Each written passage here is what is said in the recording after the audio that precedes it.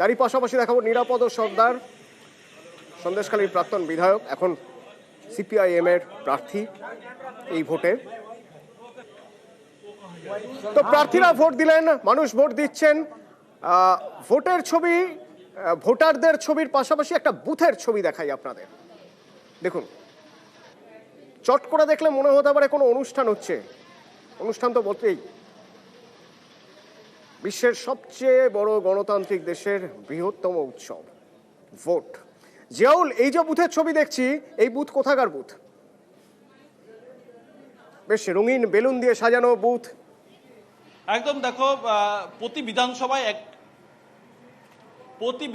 একটি কিন্তু এই সাজানো গোছানো একটি বুথ করা হচ্ছে, যাতে ভোটারদের মনোবল এবং ভোটারদের যে একটা ভয় ভীতি থাকার থেকে দূরে রাখার জন্যই প্রতি বিধানসভায় একটি করে বুথ কিন্তু করা হয়েছে। এবং সেই বুথ দেখলে মনে হবে, এক ঝলক দেখলে মনে হবে যে এটি কোনো বিয়ে বাড়ি বা অনুষ্ঠান বাড়ি। তার কারণ সেখানে বাচ্চাদের খেলাধুলা, অর্থাৎ কোনো মায়ের সঙ্গে কোনো বাচ্চা এলো, তাদেরকে বসা, তাদেরকে খেলাধুলার জায়গা করা হচ্ছে। বয়স্ক মানুষ যারা এসছেন তাদেরকে কষ্ট হয়ে গেলে তারা একটু বসে বিশ্রাম করতে পারবেন। এবং সাধারণ মানুষ যারা ভোট দিতে আসবে, এবং এই যারা ভোট দিচ্ছেন, যারা ভোটার না, তারাও কিন্তু দল বেঁধে এই বুথ দেখতে আসছেন। তার কারণ এত সুন্দর সাজানো গোছানো বুথ এর আগে কখনো দেখা হয়নি। নির্বাচন কমিশন ভোটারদের মনোবল, ভোটারদের উৎসাহ দেওয়ার জন্য এই ধরনের বুথ প্রতি বিধানসভায় একটি করে করা হয়েছে। এবং এই তার জন্য ভোটাররা যেমন উৎসাহ, অর্থাৎ প্রায়। ধন্যবাদ জিয়াউল, ধন্যবাদ। আমার সঙ্গে বিভিন্ন রাজনৈতিক দলের প্রতিনিধিরা রয়েছেন, একবার কথা বলি। কেয়াদিকে দিয়ে শুরু করবো। কেয়াদি, ভোটের আগে থেকে, জানুয়ারি থেকে বারবার আমরা সন্দেশখালীর কথা বলেছি। ভোটের সময়, প্রথম দফার ভোটের প্রচারের সময় থেকে প্রচারে সন্দেশখালী ইস্যু এসেছে। আজ সন্দেশখালীতে ভোট দুপুর 2টো পর্যন্ত। এখনো পর্যন্ত কি মনে হচ্ছে, কেমন হচ্ছে ভোট? দুটো কথা বলতে চাই অতনু। প্রথম কথা হচ্ছে, আপনাদের যিনি সাংবাদিক, আমি জানি না উনি সংবাদ মাধ্যম, আপনাদের নিউজ 18-এর উনি প্রতিনিধি নাকি তৃণমূল কংগ্রেসের।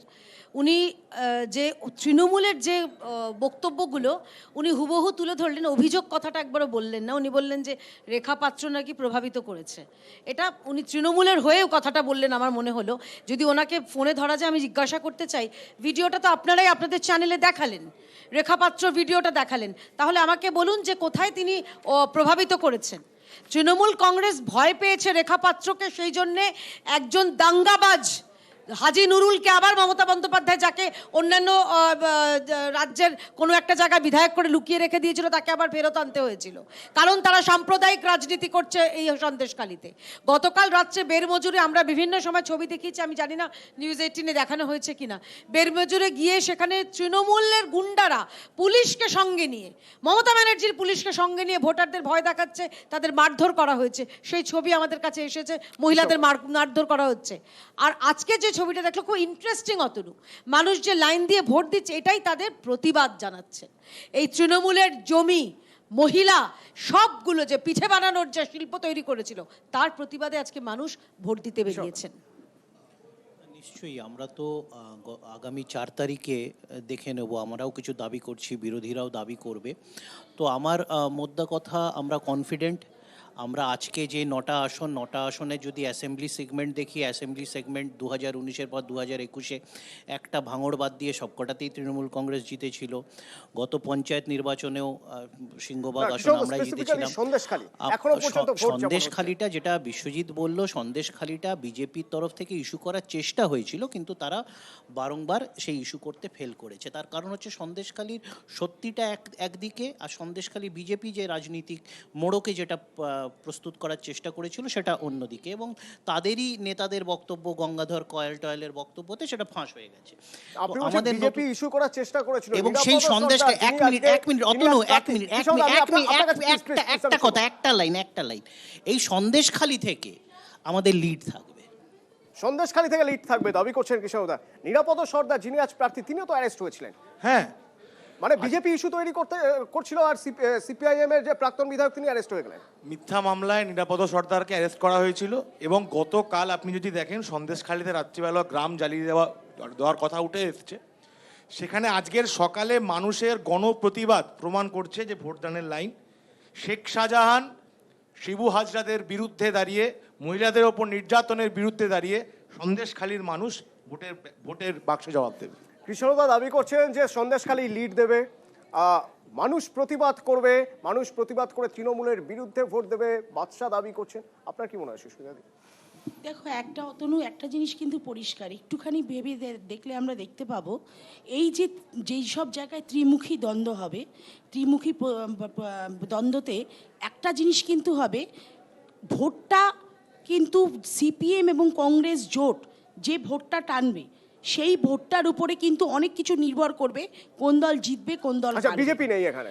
না, আমি বলছি সিপিএম কংগ্রেস যে ভোটটা টানবে সেইটার উপর নির্ভর করবে সেটা তৃণমূলের থেকে যাবে না বিজেপির থেকে যাবে। এখানে কিন্তু ফ্যাক্টর কিন্তু সিপিএম কংগ্রেস জোট কিন্তু ফ্যাক্টর।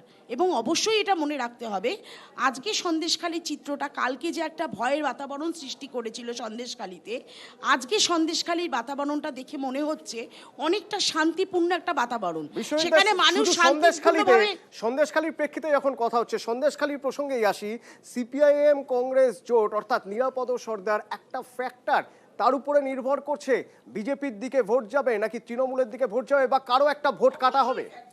অবশ্যই এখানে একটা বিষয় হচ্ছে তিনি কতটা পার্সেন্টেজ ভোট কাটতে পারবেন, কারণ এখানে যে ত্রিমুখী লড়াই যদি হয়, যদি আমি স্পেসিফিক্যালি জানতে চাইছি আপনার কি এবং মনে হয়? বামেদের এবং কংগ্রেসের ভোট যদি বাড়ে তাতে লাভ কার হবে? বামেদের বা কংগ্রেস তো এখান থেকে জিততে পারবে না। যে রাজনৈতিক সংগঠন রয়েছে, যে ফলাফল আগে দায়িত্ব নিয়ে বলতে পারেন যে জিতবে না। হ্যাঁ, এখনো সংগঠন যা আছে অন্যান্য নির্বাচনের আগের নির্বাচনগুলোর যে ফলাফল বিশ্লেষণ করলে সেই জায়গা থেকে আমি বলছি সুস্মিতাদি, যদি আপনিও বিশ্বাস করেন, আপনি যদি রাজনৈতিকভাবে শুধুমাত্র দলের রঙের বা আত্মবিশ্বাস না বাড়িয়ে বলেন, তাহলে জেতার মতো জায়গাতে নেই। দ্বিতীয় যে কথাটা আমার বলার, যে এই যে ন্যারেটিভস ভাঙার খেলা এইবারের নির্বাচনে আমরা সবচেয়ে বেশি দেখছি। এই যে প্রচুর সবাই বললেন, কেয়াদি বললেন, বাদশা বললেন, সুস্মিতাদি বললেন যে প্রচুর মানুষ স্বতঃস্ফূর্তভাবে ভোট দিতে আসছে। যদি বেশি ভোট পড়ে, স্বতঃস্ফূর্ত ভোট, তাহলে কার ফরে যাবে? একটা সময় এটা বলা হতো যে বেশি ভোট পড়লে শাসকের পক্ষে যায়, কিন্তু এই ন্যারেটিভস ভাঙার এই সুযোগ হচ্ছে সন্দেশখালীতে। সত্যি যদি প্রতিরোধ গড়ে ওঠে তাহলে তো বেশি ভোট পড়লে শাসকের বিরুদ্ধে যাবে, সেইটা 4 তারিখে দেখা যাবে। হ্যাঁ, শাসকের বিরুদ্ধেই তো যাবে। এবং আমি অতনু একটা কথা শুধু অ্যাড করতে চাই, একটা কথা অ্যাড করব, শুধু এটা সন্দেশখালির জন্য না, সিপিএম কংগ্রেস কিন্তু প্রত্যেকটা আসনের জন্য একটা ফ্যাক্টর হবে। এই যে আজকে যে 9টা আসনে ইলেকশন হচ্ছে, কতটা ভোট পার্সেন্টেজ শেয়ারিং বাড়াতে পারে তার উপরে কিন্তু অনেক কিছু দেখা যাক 4 তারিখ বোঝা যাবে। আলোচনা চলবে, ছবি দেখাবো, প্রতি মুহূর্তের আপডেট গ্রাউন্ড জিরো থেকে আমার সহকর্মীরা তুলে আনবেন। তবে এই মুহূর্তে হেডলাইন্স।